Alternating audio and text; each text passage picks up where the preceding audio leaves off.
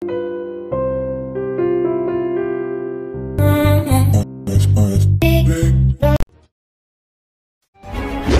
kita lanjut, jangan lupa like, subscribe, dan nyalakan loncengnya agar tidak ketinggalan info terbaru lainnya terkini. Semoga bermanfaat.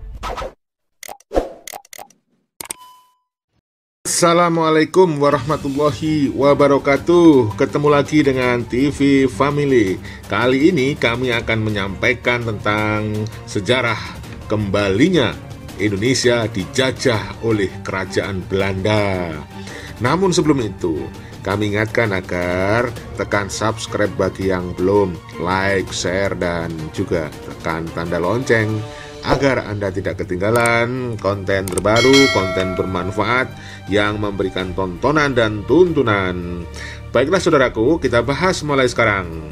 Nah, ketika adanya Konvensi London atau Traktat London tahun 1814, setelah itu tepatnya pada tahun 1816, EIC menyerahkan wilayah Indonesia pada kerajaan Belanda yang telah dipulihkan kedudukannya untuk mengatur keadaan di Indonesia yang disebutnya Hindia Belanda.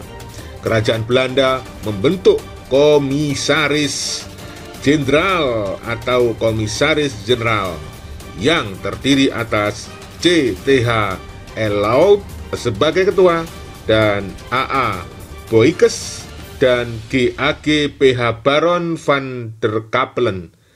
Pemerintah kolektif tersebut bertugas menormalisasi keadaan lama pada masa Inggris ke keadaan baru, yaitu pada masa Belanda. Penyerahan kembali wilayah Indonesia oleh EIC kepada kerajaan Belanda berlangsung di Batavia pada tanggal 19 Agustus 1816. Letnan Gubernur Inggris John Vendal melakukan serah terima dengan Komisaris Jenderal atau Komisaris Jenderal.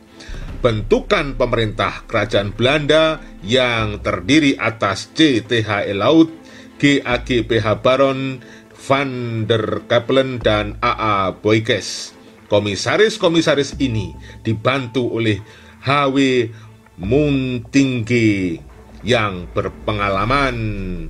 Dalam naskah serah terima dinyatakan bahwa Komisaris Jenderal diberi kekuasaan atas nama kerajaan, atas nama raja, dan berhak memerintah serta menjalankan pemerintahan baru dengan nama pemerintahan Hindia Belanda. Sejak masa Komisaris Jenderal inilah sebutan Oost-Indie atau Hindia Timur berganti menjadi Nederland Oost-Indie atau Hindia Belanda Timur. Tidak lama kemudian, nama tersebut berubah menjadi Nederland Indie atau Hindia Belanda, seperti yang tercantum dalam Stadblad atau lembaran negara tahun 1816. Selain bertugas menerima Indonesia dari tangan Inggris, Komisaris Jenderal juga mempunyai kewajiban-kewajiban yang lain, yaitu menyusun pemerintahan baru, mengusahakan ketentraman dan perbaikan nasib penduduk Indonesia. Misalnya, penduduk harus dilindungi dari perlakuan sewenang-wenang, perdagangan dan pertanian, penanaman harus bebas kecuali tanaman kopi, rempah-rempah, dan candu. Menyusun angkatan darat dan laut, menyusun peraturan-peraturan sebagai pedoman pemerintahan Belanda di Indonesia.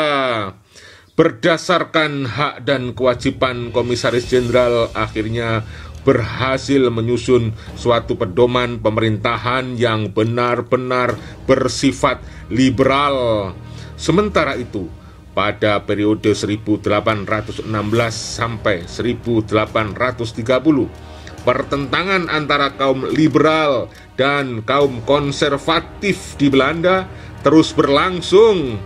Permasalahannya terletak pada cara atau sistem yang harus digunakan di wilayah jajahannya, yakni Indonesia, agar dapat memberikan keuntungan yang sebesar-besarnya bagi negeri induk. Kaum liberal berkeyakinan bahwa tanah jajahan akan memberi keuntungan besar bagi negeri induk apabila urusan eksploitasi ekonomi diserahkan kepada orang-orang swasta barat, sedangkan pemerintah hanya melaksanakan pemerintahan dan memungut pajak. Namun golongan konservatif berpendapat sebaliknya. Akhirnya para komisaris jenderal mengambil jalan tengah atau campuran dengan berprinsip tetap mengeksploitasi tanah jajahan demi keuntungan negeri induk dengan tetap melindungi hak-hak kaum pribumi. Selain itu, komisaris jenderal juga mendorong para pengusaha swasta barat mencari keuntungan tanpa mengorbankan hak asasi penduduk dengan cara membuka perkebunan dan industri pertanian melalui cara sewa tanah. Dengan cara demikian, sebenarnya dalam masa pemerintahan komisaris jenderal cenderung bersifat liberal. Selanjutnya, pada tahun 1919, kepala pemerintah Hindia Belanda dipegang oleh Godard Baron van der Capellen. Sayangnya, Van der Capellen melaksanakan pemerintahan menyimpang dari undang-undang yang telah disahkan. Alasan undang-undang itu ternyata tidak dapat dilaksanakan dalam kondisi saat itu. Menurut Van der Capellen, tugas yang paling penting adalah mengumpulkan uang untuk menjalankan pemerintahan yang baru itu. Jika peraturan yang liberal dalam Undang-Undang tahun 1819 itu diterapkan sepenuhnya, tidak akan memperoleh dana. Pembaharuan oleh Van der Capellen pada sistem perdagangan akhirnya mengundang kemarahan orang-orang Belanda terhadapnya.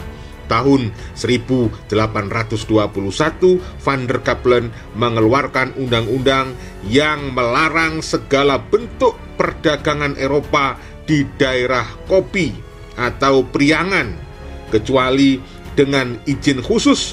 Alasannya untuk melindungi petani pribumi agar tidak ditipu oleh para pedagang Eropa, serta untuk memperbesar hasil bagi pemerintah kerajaan Belanda.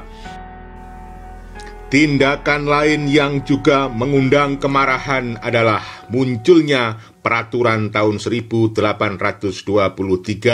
yang melarang orang-orang Eropa menyewa tanah rakyat. Peraturan ini juga untuk melindungi orang pribumi. Orang-orang Belanda yang merasa paling dirugikan adalah penyewa tanah, misalnya di Surakarta dan Yogyakarta.